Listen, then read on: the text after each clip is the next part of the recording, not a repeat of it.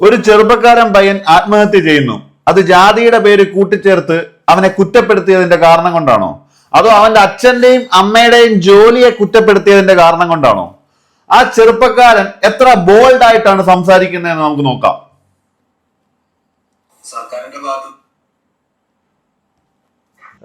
Insult okay, ഞാൻ ക്ഷമിച്ചു, ഒരു പരിധി വരെ ക്ഷമിച്ചിരുന്നു, ഒറ്റ ക്ഷമിച്ച്. നിങ്ങൾ തന്നെ കണ്ടില്ലേ, ഞാൻ അയാളുടെ ക്ലാസ് ശ്രദ്ധിച്ച് അയാൾ പറയുന്ന കാര്യങ്ങൾ നോക്കിക്കൊണ്ടിരിക്കുകയായിരുന്നു. അല്ല, വെറുതെ എണീച്ച് നിർത്തിയിട്ട് അമ്മേനെയും കളിയാക്കി, അമ്മയുടെ സർജറിയെയും കളിയാക്കിയിട്ട് അതിന് ശേഷം പറയണ എൻ്റെ 3 മാർക്ക് കുറച്ചെന്ന പാരൻസിന് പോയി ഇത് കൊടുക്കാൻ, എന്താ സർപ്രൈസ് ആയിട്ട് കൊടുത്തേക്കാൻ. ഇന്നലെ കുറേ നടന്നിട്ടുണ്ട്. നമ്മള് മറ്റേ ഇതിൽ നിന്ന് ഇറങ്ങിയല്ലോ, ഞാൻ സ്റ്റാഫ് റൂമിൽ നിന്ന് ഇറങ്ങിയല്ലോ, അതിനുശേഷം എൻ്റെ അടുത്ത് പറഞ്ഞു യു ആർ ഇഡിയറ്റ് എന്ന് പറഞ്ഞു. ഞാൻ സെയിം ടു യു എന്ന് പറഞ്ഞു, ഒത്തുക്കി തന്നെ പറഞ്ഞു. പിന്നെ മറ്റേ കൂട്ടത്തോടെ ആക്രമിക്കുന്ന സ്ഥലം ഉണ്ടല്ലോ നമ്മുടെ സ്റ്റാഫ് റൂം, എല്ലാം ഒന്നിനൊന്നിനും വെച്ചോ സ്റ്റാഫ് റൂമിലുള്ള അവിടെ കൊണ്ടിട്ടിട്ട് എന്തൊക്കെയാ പറയാൻ നോക്കി. എൻ്റെ അടുത്ത് പറഞ്ഞ് നീ ഗേറ്റിന് പുറത്തിറങ്ങിയാൽ നിന്റെ കൈയും കാലും വിട്ടും, നീ കൈ ഇല്ലാണ്ട് നീ പിന്നെ ജീവിക്കേണ്ടി വരുമോ. ഞാൻ പറഞ്ഞു സാറേ അതൊന്ന് കാണണമെന്ന് പറഞ്ഞു. അപ്പോൾ എല്ലാ സംഗീത മാം എല്ലാം എന്നെ തന്നെ നോക്കിയിരിക്കണം. ഇത്രയും ബോൾഡ് ആയിട്ടുള്ള ഒരു ചെറുപ്പക്കാരൻ ആത്മഹത്യ ചെയ്യുമോ? ഇപ്പൊ പറയുന്നു ലോൺ എടുത്തതിന്റെ കാരണം കൊണ്ടാണ് ആത്മഹത്യ ചെയ്തതെന്ന്. ഏതാണ് സത്യം നമുക്കറിയത്തില്ല, പക്ഷെ പലരും ഇതിനെക്കുറിച്ച് സംസാരിച്ചിട്ടുണ്ട്. കേരളത്തിലെ ജാതി സമൂഹത്തിന്റെ അവസാനത്തെ ഇരയാണ് നിതിൻ. കേരളത്തിലെ പൊതുവിടങ്ങളിലെ വിദ്യാഭ്യാസ സ്ഥാപനങ്ങളിലെ ജാതിയാണ് പഠിക്കണം എന്ന ആഗ്രഹത്തോടു കൂടി വന്ന ആ പയ്യനെ കൊന്നുകളഞ്ഞു. നിതിന്റെ അപ്പനും അമ്മയ്ക്കും നീതി കിട്ടിയിട്ടില്ലെങ്കിൽ കേരളത്തിലെ പൊതുസമൂഹത്തിന് നീതി കിട്ടിയിട്ടില്ല എന്നാണ് എൻ്റെ അർത്ഥം. കൃത്യമായ വ്യക്തി തന്നെയാണ് സംസാരിക്കുന്നത്. ഏറ്റവും കൂടുതൽ ജാതി ആസ്പദമാക്കി വീഡിയോസ് അല്ലെങ്കിൽ പാട്ട് അവതരിപ്പിക്കുന്ന ഒരു വ്യക്തിയാണ് വേടൻ.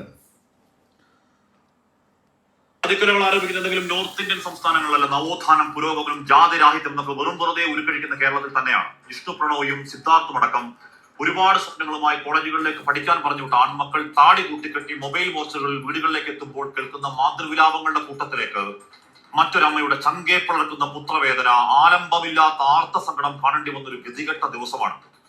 അച്ഛന് പെയിന്റ് പണി, അമ്മയ്ക്ക് അനാരോഗ്യത്തിലും കൂലിപ്പണിയാണ്. പഠിച്ചു മിടുക്കനായി ജോലി വാങ്ങണം, അവരെ നന്നായി നോക്കണം എന്ന് ഇച്ഛാശക്തി 21കാരൻ വാടക വീടിനപ്പുറത്തെ പറമ്പിൽ അധിക്ഷേപങ്ങളില്ലാത്തൊരു ലോകത്ത് ഈ രാത്രി ഒറ്റയ്ക്കുറങ്ങുന്ന നിതിൻ ഒരു ആവറേജ് വിദ്യാർത്ഥി ആയിരുന്നില്ല. 10ാം ക്ലാസ്സിലും പ്ലസ് ടുവിലും സമർത്ഥൻ ബ്രൈറ്റ് ഫ്യൂച്ചറുള്ള വിദ്യാർത്ഥി എന്ന അധ്യാപകർ നെറുകം തലയിൽ കൈവച്ച് അനുഗ്രഹിച്ചവനാണ്. അഞ്ചരക്കണ്ടിലെ അധ്യാപക വേഷധാരികളായ വൃത്തികെട്ടവന്മാരുടെ കെട്ടനാക്കി ഓരോ ദിവസം എവറി സിംഗിൾ ഡേ സ്വപ്നങ്ങൾ ഓരോന്നായി അടിച്ചില്ലാതാക്കി ഒടുവിൽ കഴിവേറ്റിയതാണ്. കൊല്ലാക്കൊലയാണ് പുരോഗമന നാട്ടിലെ ജാതിക്കൊല. ക്ലാസ്സിൽ എല്ലാവരുടെയും മുന്നിൽ ഇഡിയറ്റ് എന്നാണ് ആവർത്തന വർത്താനം, പുഴുത്ത പട്ടി എന്നാണ് അഭിസംബോധന. അച്ഛന്റെ കൂലിപ്പണിക്ക് കളിയാക്കൽ, കറുത്ത നിറത്തിന് കളിയാക്കൽ, ഭാവിയോർത്ത് ഭൂമിയോളം താഴുമ്പോൾ ആ തലയിൽ കയറി ചവിട്ടി പതിക്കൽ, ഓപ്പറേഷൻ കഴിഞ്ഞ് കിടക്കുന്ന അമ്മയ്ക്ക് സർപ്രൈസ് ആവട്ടെ മാർക്ക് വെട്ടിക്കുറക്കൽ എന്ന സാഡിസം. സ്റ്റാഫ് റൂം അല്ല, ജാതിവരുടെ കാപ്പഞ്ചായത്താണ്. വളഞ്ഞു നിർത്തി വാക്കുകൊണ്ട് വേട്ടയാടാൻ കയ്യും കാലും വിട്ടുമെന്ന് കേട്ടത് ഇവരൊക്കെ ആരാ? അധ്യാപകരല്ല, ഗൂണ്ടകളാണ്, തെമ്മാടി പട. പേടിയാണ് കുട്ടികൾക്ക്. ആ ക്ലാസ് റൂമിൽ വിദ്യാർത്ഥി നേരിട്ട തൊലിയുരിച്ച ജാതി വലയന്മാരുടെ അക്രമം കേട്ട തെറിവാക്കുകൾ കൂടെ പഠിച്ചവർ സാക്ഷ്യം പറയില്ല, കമാന്ന് മിണ്ടില്ല. കാരണം ഇക്കാലം അത്രയും കൂടെ പഠിച്ച ഒരുത്തന്റെ ശവസംസ്കാരത്തിന് ആ ക്ലാസ്സിൽ ഒറ്റ കുട്ടി വന്നില്ലെങ്കിൽ അത്രയ്ക്കുണ്ട്. ജീവിതം തുലച്ചു കളയുമെന്ന ഈ ടീച്ചർ മാഫിയുടെ ടോർച്ചർ പണി പാർട്ടിക്കോട്ടയാണ്, ധർമ്മടത്താണ്. ഈ സമയം ഒരു മുദ്രാവാക്യം, ഒരു സമരം ഉണ്ടാകുന്നതിന് എന്തിനു കൊള്ളാവണോ സംഘടനകളെ നിങ്ങളുടെയൊക്കെ നട്ടല്ലൂരി കൊട്ടയിലാക്കുകൊണ്ട് ഉപ്പിലിട്ട് വെക്ക്. ഈ ജാതി ഓറിയൻ ശവംതീരികളെ സൈക്കോപാത്രങ്ങളെ അടിച്ച് പുറംപൊടി ചാട്ടിയിറക്കാൻ ആരെങ്കിലും എഴുതി വെച്ചോ? ആ ക്യാമ്പസിൽ ഇനിയും ടോർച്ചറിൽ കൊന്ന് തെക്കോട്ടെടുക്കാനുണ്ട് മാതൃവിലാപങ്ങളുടെ മൊബൈൽ മോർച്ചറികൾ. അതിക്കൊലകൾ ആരോപിക്കുന്നുണ്ടെങ്കിലും അതിനപ്പുറത്തോട്ട് വേറൊന്നും പറയാനില്ല. മാന്യമായ ഭാഷയിൽ, മാന്യമല്ലാത്ത ഭാഷയിലാണെങ്കിൽ പറയാൻ കുറേ ഉണ്ട്. നമ്മൾ പഠിച്ചിരുന്ന കാലം മുതലേ ഉള്ളതാണ് ഇത്തരത്തിലുള്ള അധ്യാപകർ ആയതുകൊണ്ട് നമുക്കൊന്നും പറയാൻ പറ്റത്തില്ലല്ലോ. ആ വന്ന കാലത്തെന്നല്ല, ഈ വന്ന കാലത്ത് പോലും.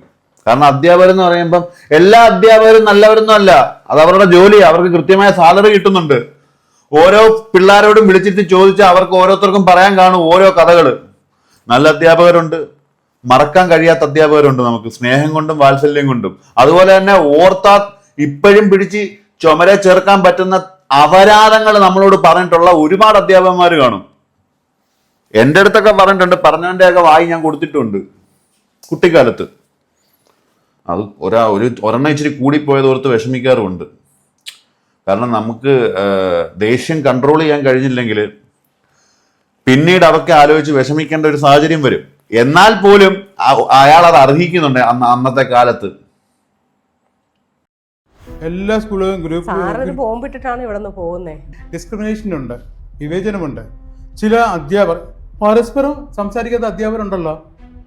ഒരു സ്കൂളില് ജോലി ചെയ്യുന്ന അധ്യാപകർ പരസ്പരം സംസാരിക്കില്ല. കുട്ടിയെ സംബന്ധിച്ചോളം കുട്ടിയെ ആദ്യം പഠിക്കുന്ന വീട്ടിൽ നിന്നാണ്. ടീച്ചർമാർക്ക് സെലക്റ്റീവായിട്ട് 5 പിള്ളേരുണ്ട്, അവരോട് മാത്രമേ ടീച്ചർമാർ സംസാരിക്കൂ. സാറ് എന്നോട് പറഞ്ഞത്, സാറേ 10ാം ക്ലാസ്സിൽ എല്ലാവരും ജയിപ്പിച്ചു വിട്ടാലേ പിന്നെ പുറം പണിക്ക് വേണ്ടേ, മീന് പിടിക്കാൻ പോകണ്ടേ, തൂമ്പാ പണിക്ക് വേണ്ടേ, ഹോട്ടലിൽ വെയിറ്റർ വേണ്ടേ, മറ്റു പുറം ജോലി ചെയ്യുന്നത് ആരാ സാറേ, എല്ലാവരും ജയിപ്പിച്ചു വിട്ടാൽ. അപ്പോൾ സാറിൻ്റെ മനോഭാവം മനസ്സിലായോ? അപ്പോൾ സമ്പന്നരുടെ മക്കൾ എപ്പോഴും ഏറ്റവും ടോപ്പിൽ നിൽക്കണം. സാധാരണക്കാരൻ്റെ മക്കൾ അവരെ ആ അച്ഛൻ്റെ അമ്മയുടെ ആ നിലവാരത്തിൽ തന്നെ നിൽക്കണം. മനസ്സിനെ വല്ലാതെ വേദനിപ്പിച്ചൊരു സംഭവമാണ്. ആ വീഡിയോയുടെ അടിയിൽ ഞാൻ നോക്കിയപ്പോൾ അവർ എഴുതിയിരിക്കുന്നത് ഈ 2-3 തായും പൂയും ചേർത്തിട്ട്, ഈ സാർ 9ാം ക്ലാസ്സിൽ പഠിച്ചിരുന്നപ്പോൾ ഞാൻ കമ്മലിട്ടെന്ന് പറഞ്ഞ് എന്നെ തല്ലി ഈ ഡാഷ് മോന് ഇപ്പോൾ കമ്മലിട്ട് വിലസാവോ. ഞാൻ ഈ പരീക്ഷ ഡ്യൂട്ടിക്ക് എവിടെയെല്ലാം നിന്നിട്ടുണ്ടോ അവിടെ എല്ലാം നമ്മുടെ അവിടുത്തെ HM വിളിച്ചവള് പറയും, സാറേ നമ്മുടെ ശതമാനം കുറവാണ്, നമ്മുടെ പിള്ളേർ കോപ്പി അടിച്ചാൽ അഡ്ജസ്റ്റ് ചെയ്യണം, പിന്നെ സൂപ്പർവിഷൻ ആരെങ്കിലും വരുവാണെങ്കിൽ ചെരുപ്പ് കൊണ്ട് സിഗ്നൽ കാണിക്കണം. ഇതെന്താ ഈ കേൾക്കണതൊക്കെ? മനസ്സിലായോ? മന്ത്രിമാർക്ക് എന്താ ഒരു ഫിക്സഡ് ഏജ് വെക്കാത്തത്? ഒരു 70, 75, 80 വയസ്സായിട്ട് അവരവിടെ ഇരുന്നിട്ട് ഏതെങ്കിലും സമയത്ത് ഏതെങ്കിലും തരത്തിൽ അവർ മരണപ്പെട്ടു പോയാൽ ഒരു ബന്ധവും ഇല്ലാത്ത മക്കളെ പിടിച്ചുകൊണ്ടിരിക്കും. അങ്ങനെയല്ലേ കയറുന്നത്? രാജഭരണമല്ലേ? രാജഭരണകാലത്ത് ഇതേപോലെ ആയിരുന്നു. സാക്ഷര കേരളം, സുന്ദര കേരളം എന്നൊക്കെ നമ്മൾ പറയാറില്ലേ? അധ്യാപകനാണ് പറയുന്നത്. ആണ്. ഇദ്ദേഹം ഒരു അധ്യാപകനായിരുന്നു. ഇദ്ദേഹം എനിക്ക് തോന്നുന്നു ഇദ്ദേഹത്തെ ഞാൻ കണ്ടിട്ടുണ്ട്. മറ്റേ മുടിയൊക്കെ അത് ഇദ്ദേഹം തന്നെ ആണോ എന്ന് എനിക്കറിയത്തില്ല. ആണെന്ന് ഞാൻ വിശ്വസിക്കുന്നു. കുറച്ച് സീരിയസ് ആയിട്ടുള്ള കാര്യങ്ങളാണ് നമ്മൾ ചർച്ച ചെയ്തത്. കുണപ്പോളൊന്നും ഇല്ല. ഞങ്ങൾ സാധനം വാങ്ങിക്കാൻ വേണ്ടിയാണ് അങ്ങോട്ട് പോകാൻ പോകുന്നു. എങ്ങോട്ടാ മുള്ളേ? ചെന്നിട്ട് കാണാം. പോയിട്ട് പെടാം. ഞങ്ങൾ കണ്ട അവിടെ എത്താറായി. അവിടെ എവിടെടാ മക്കളെ? ചെന്നിട്ട് കാണാം. ഞങ്ങൾ പോയിക്കൊണ്ടിരിക്കുകയാണ്. എത്താറായി. എത്തിയ ഞങ്ങൾ സാധനം വാങ്ങി. ഇനി എത്തുമായിരിക്കോ? ടെൻഷനാക്കി കളഞ്ഞല്ലോ. ஷடா உங்க லவர் கூட அவுட்டிங் போறீங்கன்னா இந்த காஸ்டியூம் போட்டு போங்க, சூப்பரா இருக்கும். கைலாசம் நான் கிளம்ப போறேன். நித்யானந்தா சொந்தக்காரன். சிடி புச்சிடி ரவாக்கி சிடி காரிய பிஞ்சுக்கு வெங்காய பச்சிடி. പാണ്ടിക്കഴിവേറി. മറ്റേ ചർച്ചകളൊന്നും അങ്ങനെ നമുക്ക് ചെയ്യാൻ വേണ്ടിയിട്ടൊന്നും ഇല്ല. എന്തായാലും ഈ കുഞ്ഞു പ്രായത്തിൽ ഇങ്ങനെ സംഭവിച്ചതിൽ ഞങ്ങളുടെ പാർട്ടി ശക്തമായി അപലപിക്കും. എന്നാലും എന്റെ നേതാവ് ഒരു മനസാക്ഷി ഇല്ലാതെ എന്റെ കൊച്ചിനോട് അവർ കാണിച്ചല്ലോ. 1 or 2 പേരോ മറ്റോ ആണ്. 10-30 പേരല്ലേ ആ കാലമാണന്മാര്. 10-30 പേരുണ്ടോ? രക്ഷപ്പെട്ടില്ലേ? ഇപ്പോഴത്തെ കണക്കനുസരിച്ച് രൂപ 40,000 കയ്യിൽ വരുമല്ലോ.